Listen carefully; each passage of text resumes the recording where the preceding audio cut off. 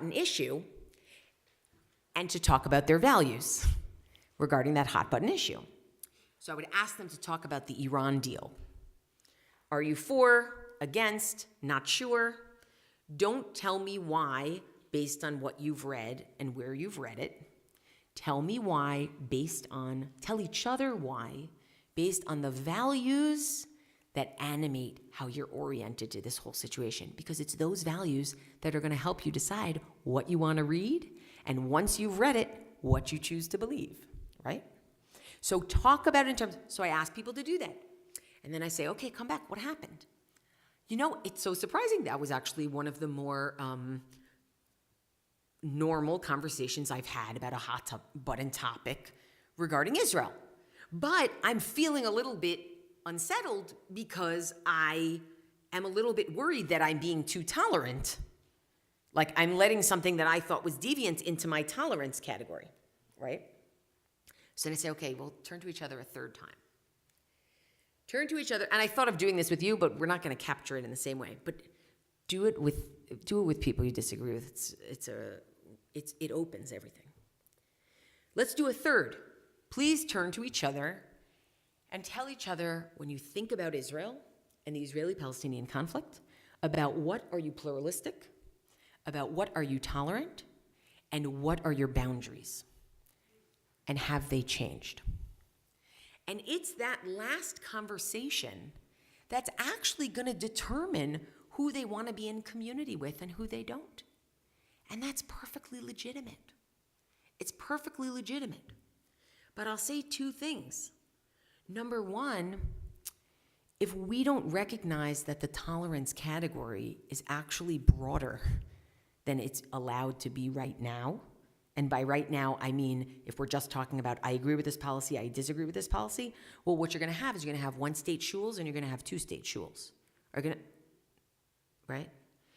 That's one. So how, and then the second is, if that tolerance category gets too wide, then we've lost the script, right? So that's where we are. But if we go straight from policy to pluralism, tolerance, deviance, and we don't do values in the middle, then we're just playing a partisan game. We're just playing a partisan game. So I want to end with something, okay? I want to end with something. I want to end with asking if anybody here has ever changed their opinion on anything. Right? Okay? I want to ask if anybody here has ever changed their opinion on anything as a result of somebody trying to change their opinion. Oh, very nice. I mean, or maybe I don't know. What I want to say is that for those who move forward with the iEngage curriculum, we have an express not goal. Our express not goal is we are not looking to change your opinions on Israel. That is not a goal. That is expressly not a goal of ours. I've already said one of the things that we are trying to do, which is we are trying to add this track of conversation to our discourse. But I want to add one other thing. Can anyone here give me a strong articulation of what they mean when they say peace is at the top of their hierarchy of values? What does peace mean? What? No armed conflict? Yeah. Wholeness?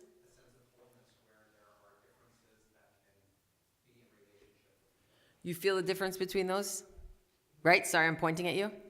No armed conflict, differences in conversation with each other. So a second express goal here is actually not just not to change people's opinions, but to deepen people's understanding of their own values. When we say self-preservation, what do we mean by that? Not in application, what do we mean? What do we think the idea, the concept, the principle, the more means, right? When we say peace, what do we think it means? When we say the value of the land, what do we mean by the value of the land? So in some ways, this is actually about anchoring ourselves. Imagine that. Deeply rooting ourselves more and more in our convictions about Israel, at the same time as being able to respect other people's convictions. That's the miracle that we're trying to create here.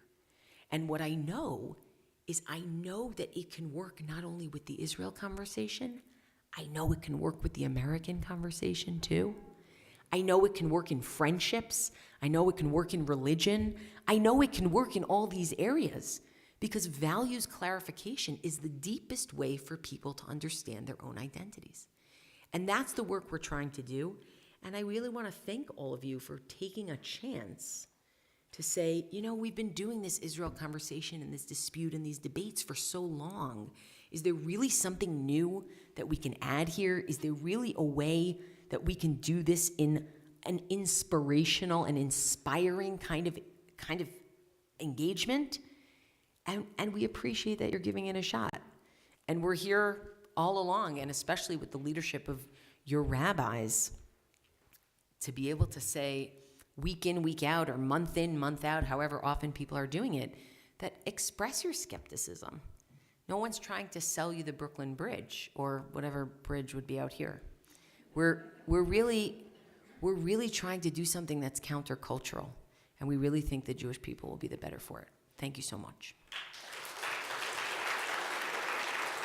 Now, I'm happy to take, if anybody wants to ask any questions, I am happy to take questions. Great, I'm so happy. I'm going to try to pick people who haven't spoken yet. Ma'am, what's your name? Marcia. In the course of this curriculum being taught, I'm interested if there are really some surprise stories that are your poster children for, something that you can actually name specifically where something has happened. I believe that that's totally possible, and I'm wondering if that ever gets shared between different instructors. So can I say what I think is the poster child? When we hear back from our rabbis that they're able to give sermons about Israel and that people in the congregation felt enriched rather than enraged, and we've heard plenty of it, that's remarkable.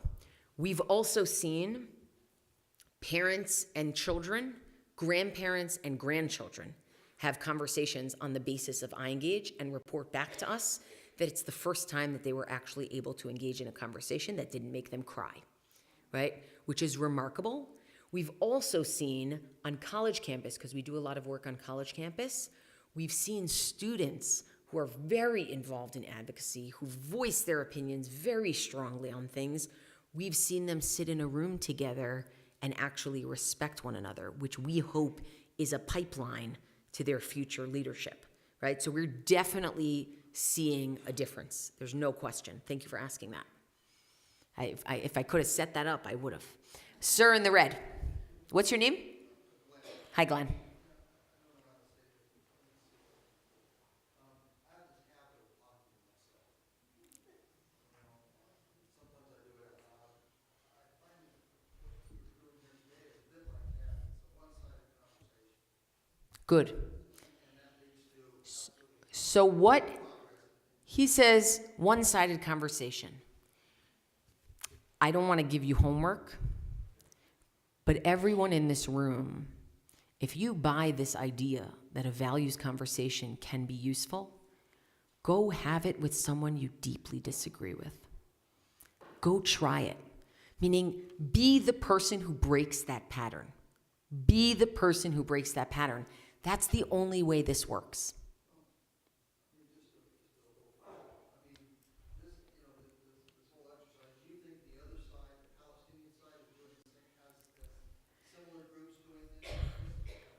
Well, so here's a question.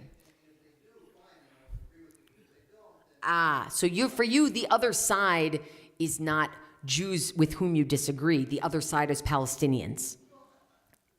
well, yes, if that's what this is all about. It's not about Jews disagreeing. There's going to be disagreement. But I think that we're all in agreement that we want to come up with some sort of solution.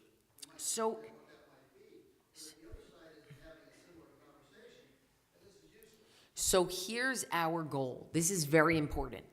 Our goal in iEngage is not to resolve the Israeli-Palestinian conflict because we can't. Because we can't. Our goal is to make sure that Israel doesn't become an alienating factor in American Jewish life and that pro-Israelism doesn't die among American Jews. That's our goal. I think it's actually a very urgent goal. Meaning, I understand it's a different kind of urgency, but it is a very urgent goal. Look, what I can tell you is that the people from the Israeli government who come and study iEngage at the Institute in Jerusalem, they basically say, thank you, this is my oxygen, because what I'm dealing with all day is what you're talking about, right? And I need some way to actually inspire myself to continue to do what it is that I do. So you could think of it, if it's helpful to you, you could think of it as this is a way of fueling that work, but this is not that work. This is not the work of Israeli-Palestinian reconciliation. That we do some of that work in Israel through Hartman, but it is not through this curriculum at all. So I understand if that's disappointing, but it's honest, right? It's honest. Yes, ma'am. What? My name is Mira. Hi, Mira. There's a pipeline of connection between Israel and the United States. Critical that it continues to exist for both the United States and Israel. Unfortunately, I'm going to go ahead and say it, there's an inherent immaturity in the level of tolerance politically in Israel, which alienates a lot of people, and they don't feel, I know I don't feel as strong a connection to Israel as I could, because I don't see myself as someone who would be completely embraced as the person I am today in Israeli society. So Mira, This is a dangerous Yeah. divide, in my opinion. So Mira is talking about a different facet of the issue, which is also a really urgent facet, which is that the divide between Jews in America and in North America and Jews in Israel is getting wider.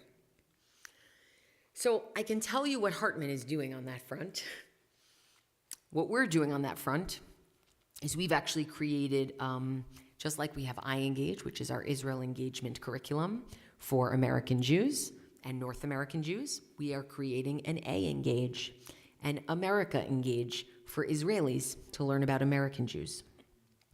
So that's actually something that we are doing to try to work on that.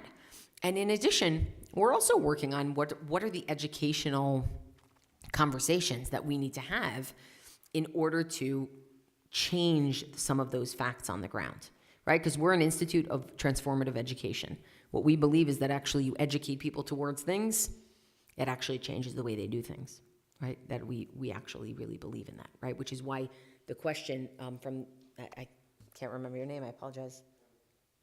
Glenn, the question from Glenn, sits heavily on my heart, because if we could educate people who are not in this room towards certain ends, we would hope that those ends would come to fruition. But it's not our jurisdiction. So yes, that is something that is within our jurisdiction, and that's work that we're doing, right? It's work that we're doing. I'm trying to go in some in order. Hi. Okay. Our greeter. Benjamin, I want to get your reaction to something I find intolerable that I just can't accept. That is push enemy people who not only want to say that God gave them the entire West Bank, but also that resort to violence. So people who resort to violence, Ben said that is his deviance. That is Jews or Palestinians who resort to violence, that is his deviance. I'm with you. Right? Meaning, but the point is you have to have a boundary. So that's your boundary, right? That's your boundary. Now, does that mean everything else is within that, right? Meaning, so that's something to think about. Is that really your boundary, or is something else your boundary? And that's, right? But yeah, that would be a great example. Let's take a couple more. Yes, ma'am, in the blue-green. Oh, yeah. I heard it was great. It was fabulous. But to follow up on Laura's comment, I don't think you can engage the Orthodox Jews, and it's not the secular Jews that are the problem in Israel. So, two questions for you. So she says, I don't think you can engage the Orthodox Jews in Israel. So, question, can you engage the Orthodox Jews here?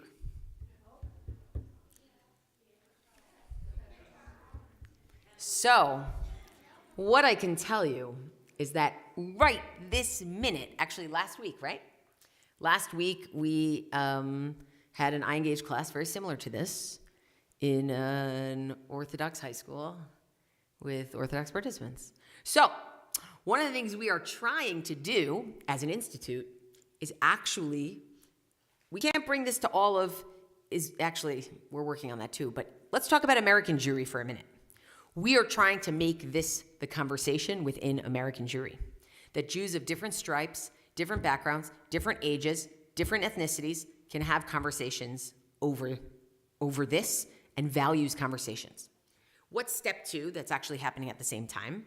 So I know I keep saying, and in Israel, we're opening a new research team on da-da-da-da. Well, it's true. We are opening a religious Zionist research team in Israel. We just opened it a few weeks ago. The religious Zionist research team in Israel, in our Hartman, Jerusalem headquarters, is for religious Zionist leaders to try to figure out what work they can do in bridging the Israel diaspora divide, right? So yes and yes and yes and yes. So ultra-Orthodox, we're not there yet. We're not there yet on the ultra-Orthodox. It's a little tough. We're not there yet on the ultra-Orthodox. But you are right. And some of the issues that we are working on many fronts at once.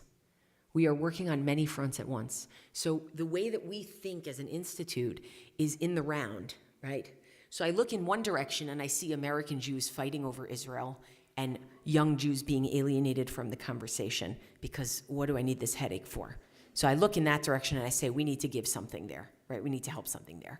I look in another direction and I see young Jews are alienated from Israel, not because of the bitter, divisive conversation, but because they feel like they just don't belong. Nobody accepts them there. It doesn't make sense. Their rabbis aren't accepted there. Their conversions are not accepted there. Right? So we say, okay, well, we're gonna do something on that front. We're gonna teach Israelis about American Jews. Okay, we're gonna do that.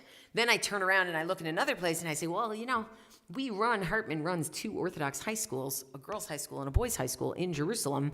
And what are we doing with our alumni to help them be the bridge, right, for the religion and state conversations that are going on both within Israel and for the conversations between Israeli Jews and American Jews? So we move on that side. And then I look to my colleague Mohammed Darausha, who is Israeli Arab Palestinian, that is, he's a Palestinian citizen of Israel, which is how he would self-identify, if I'm not mistaken, whose family has been in the country for 26 generations.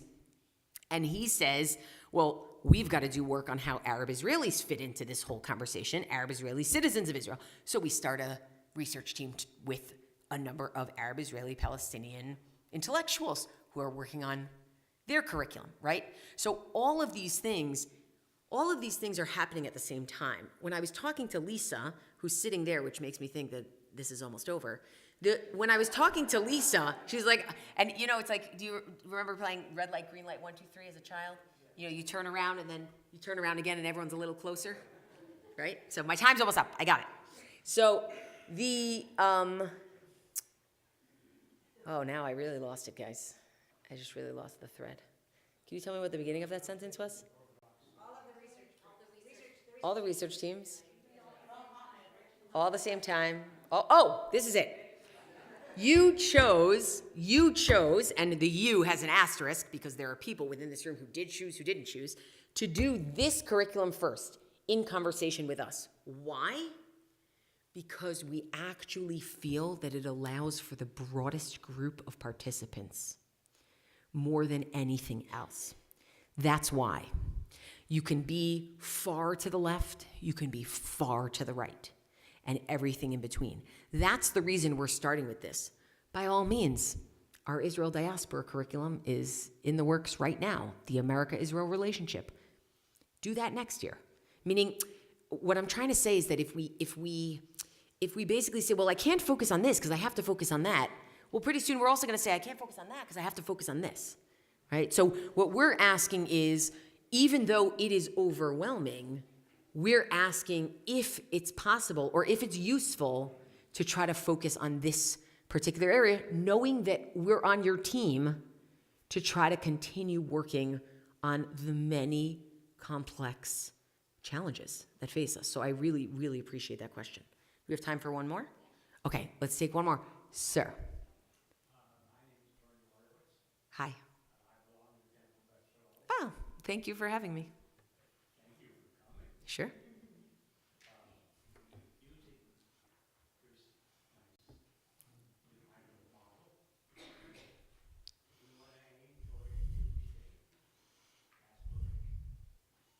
You want to aim towards a two-state aspiration.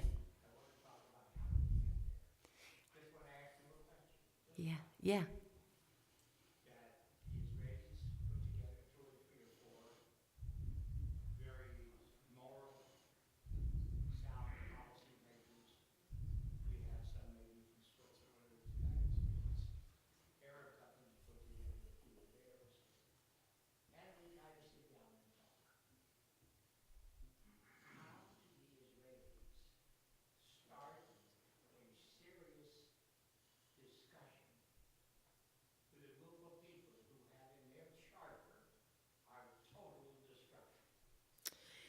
So how does Israel start a conversation with a group of people who have in their charter calls for our total destruction?